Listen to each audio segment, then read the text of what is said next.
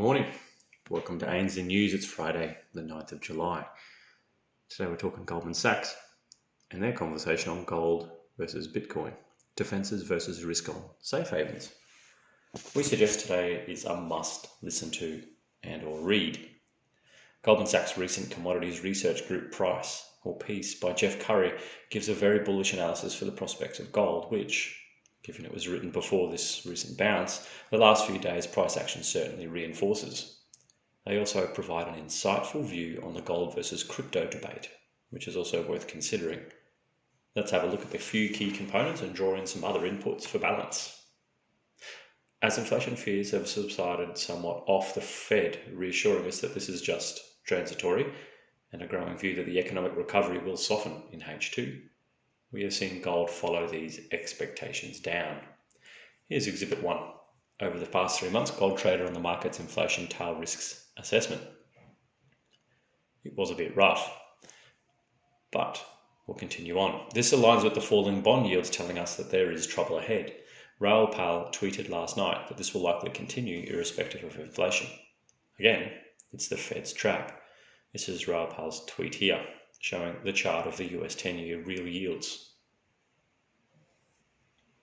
That, of course, has set real rates firmly in the negative. However, until this recent reversal, but still with a long way to go, gold has fallen well below its tight historic inverse correlation with real rates. Indeed, Goldmans think that the current gold price is consistent with a real rate of plus 10 BPS, dramatically different from the negative 87 BPS that is currently priced in by the market.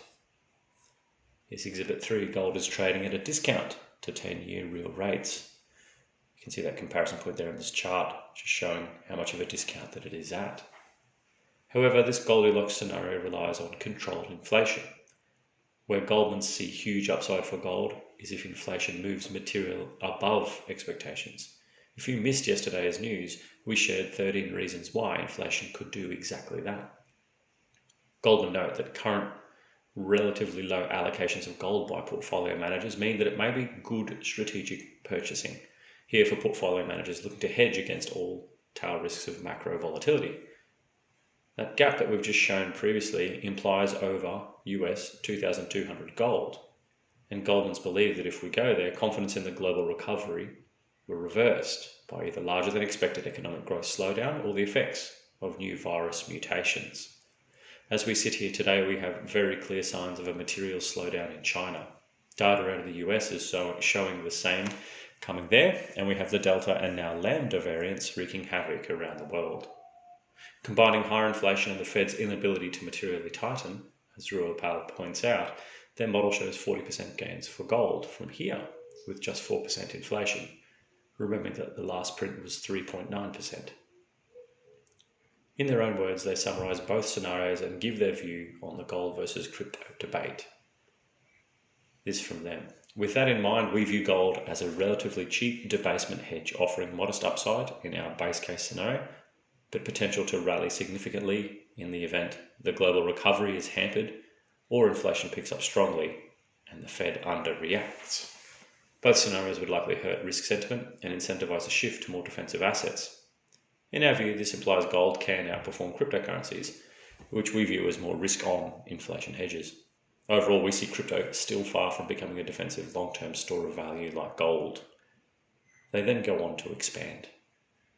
Together with gold, cryptocurrencies came to be seen as hedges against excessive money printing by governments. Some, like Bitcoin, have fixed supply, while others, like Ether, have limited supply growth. This, together with some regulatory and infrastructure improvements, fueled a large rally in crypto at the end of last year, exactly as gold began to underperform, leading to concerns that crypto is pushing out gold. Things changed over the past 3 months as gold rebounded, while the crypto rally came to an abrupt halt.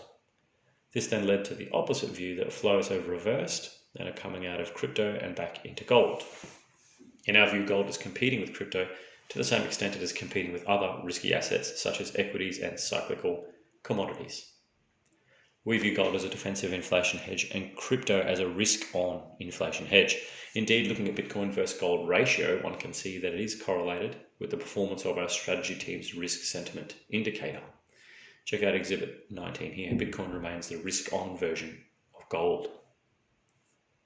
They also share a fascinating reverse correlation of private gold demand versus fabrication and central bank demand for gold, which I'm going to show on the next chart. It's this reverse correlation, they argue, that helps give gold its stability and defensive store of value properties. The major reason why crypto so far remains as a speculative asset and not a defensive inflation hedge like gold is its high volatility. For gold, the volatility is smoothed due to the presence of a large non-investment demand component. In our view, development of some alternative non-investment uses would also help crypto decrease its volatility and therefore become more appealing as a store of value. Exhibit 18 here, real demand plays an important role in the stabilization of gold prices. And so they look to Ethereum, or Ether, as their preferable crypto vehicle, given it has real use case that Bitcoin currently doesn't. Within the crypto space, Ether currently looks like the cryptocurrency with the highest real use potential, as Ethereum, the platform on which it is the native digital currency, is the most popular development platform for smart contract applications. We would therefore not be surprised if in coming years Ether, or some other cryptocurrency with more real use, overtakes Bitcoin as the dominant digital store of value.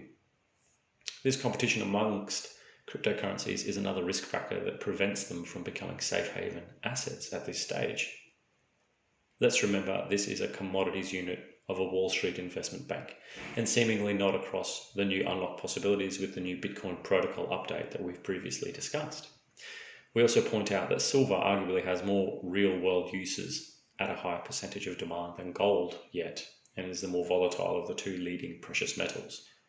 But that chart we just showed you intuitively does make a lot more sense, and the risk on safe haven and defensive risk off safe haven observation does appear to have considerable merit. And so yet again we remind you of our tagline, balance your wealth in an unbalanced world. That this unbalanced economic setup is deserving, indeed demanding, of a sizable safe haven allocation in your portfolio is surely beyond question. So we have the alternatives of a stimulus fueled risk on scenario, and has been playing out, or the move to defensive or risk off when, you may even argue, if that fails. That is the beauty of choice of appropriate assets and prudence of owning both. Ainsley, of course, can help you with both. Ainsley Bullion has been providing trusted bullion trading and storage services to customers for over 45 years. Ainsley Wealth does the same, and with cryptocurrency, and takes all the scariness out by allowing you to deal directly with a human consultant. Ask all the dumb, there's no such thing as a dumb question, by the way. Conduct high value trades live and have us look after the storage for you in a secure, fully allocated and completely cold or unhackable wallet.